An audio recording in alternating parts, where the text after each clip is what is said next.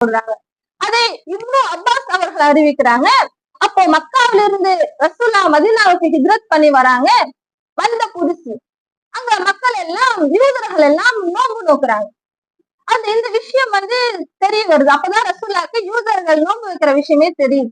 அப்போ அவங்கள்ட்ட கேக்குறாங்க, நீங்க ஏன் நோன்பு வைக்கிறீங்க? இன்னைக்கு என்ன அப்படி? இன்னைக்கு என்ன சிறந்த நாள்? அது என்ன நாள் அப்படின்னு கேக்குறாங்க. அந்த யூதர்கள் எல்லாம் சொல்றாங்க, ஃபிரௌனிடமிருந்து மூசா அலைஹிஸ்ஸலாம் அவர்கள் காப்பாற்றப்பட்ட நாள் இந்த முஹர்ரம் மாதத்துடைய இந்த 10வது நாள் தான்.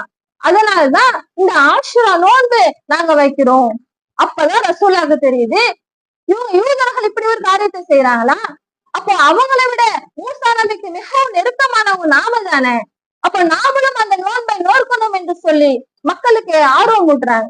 முஹர்ரம் 10ல நீங்க நோன்பு வைங்க, நீங்க எல்லாம் பிறருக்கும் எடுத்து சொல்லி எல்லாருக்கும் நோன்பு வைக்கும்படி ஏவுங்க என்று அல்லாஹ்வுடைய தூதர் சஹாபாக்களுக்கு இந்த நோன்பை பத்தி அறிவிக்கிறாங்க.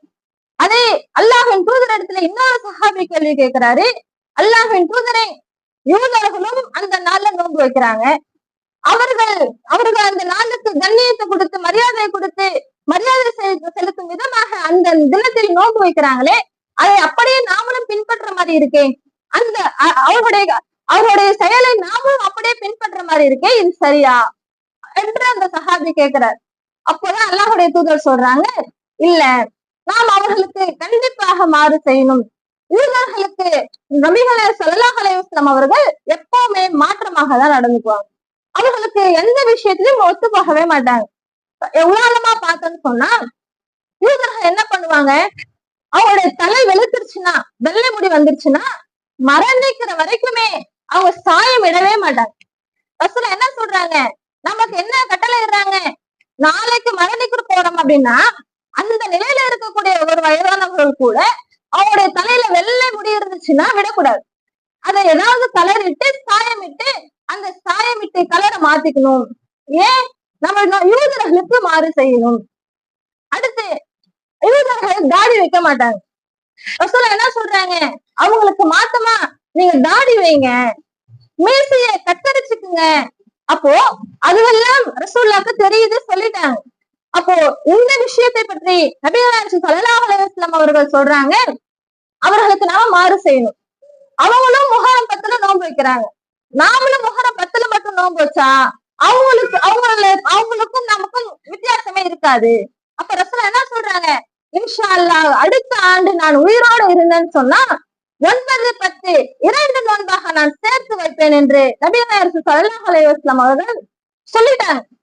ஆனா அடுத்த ஆண்டு நபி அவர்கள் உயிரோடு இல்ல, சொல்லிட்டாங்களே, சொன்னா செஞ்சிருப்பாங்க இல்லையா?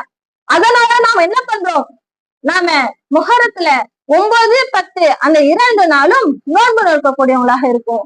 அப்போ நபிகள் ஸல்லல்லாஹு அலைஹி வஸல்லம் அவர்கள் இந்த நோன்பை பற்றி நமக்கு ஆர்வம் ஊட்டியிருக்காங்க. சரி, இந்த நோன்பு வச்சா என்னதான் நன்மை, என்ன நன்மை ரசூலுல்லாஹ் சொல்றாங்க, அரஃபா தினத்தில் நீங்க நோன்பு வைத்தால் உங்களுக்கு முன் சென்ற ஒரு வருட பாவம் இன்னும் பின் சென்ற ஒரு வருடத்தின் பாவத்திற்கு பரிகாரமாக அமையும். இதே ஆஷுரா நோன்பு இந்த முஹர்ரம் மாதத்துல நீங்க வச்சீங்கன்னு சொன்னா பின் சென்ற ஒரு வருடத்திற்கு அது பரிகாரமாக அமையும் என்று நபிகள் ஸல்லல்லாஹு அலைஹி வஸல்லம் அவர்கள் இந்த நோன்பில் கிடைக்கக்கூடிய நன்மையை பற்றி சொல்றாங்க. அப்போ இந்த நோன்பை பற்றி நபி அவர்கள் சொன்ன விஷயம் ஓரளவு இவ்வளவுதான்.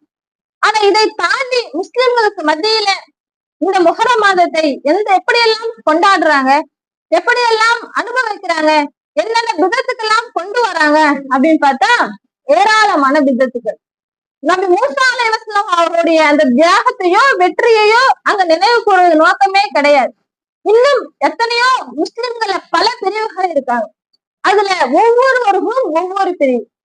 நபிகள் ஸல்லல்லாஹு அலைஹி வஸல்லம் சொல்றாங்க, யார் மார்க்கத்தில் புதிதாக ஒன்றை உருவாக்குறாங்களோ, இன்னும் பிறமத கலாச்சாரத்தை யார் ஜானுக்கு ஜான் முலத்துக்கு மூலம் அப்படியே பின்பற்றாங்களோ அவர்கள் நம்மை சார்ந்தவர்களே இல்லை. ரசூலுல்லாஹ் என்ன சொல்றாங்க, நான் சொன்னதுதான் மார்க்கம், அதை தாண்டி பிற மதத்தவர்கள் செய்யறாங்க இல்லையா, அது எந்த ஒரு கலாச்சாரமாக இருந்தாலும் சரிதான், அதை அவங்க அப்படியே ஒரு கொஞ்சம் கூட மாற்றமே இருக்காது, அப்படியே இவர்களிடத்துல இருக்கும். அப்படி யார் ஜானுக்கு ஜான் முழத்துக்கு மூலம் அந்த விதத்தை பின்பற்றாங்களோ அவர்கள் ஒருபொழுதும் நம்மளை சார்ந்தவங்களே கிடையாது.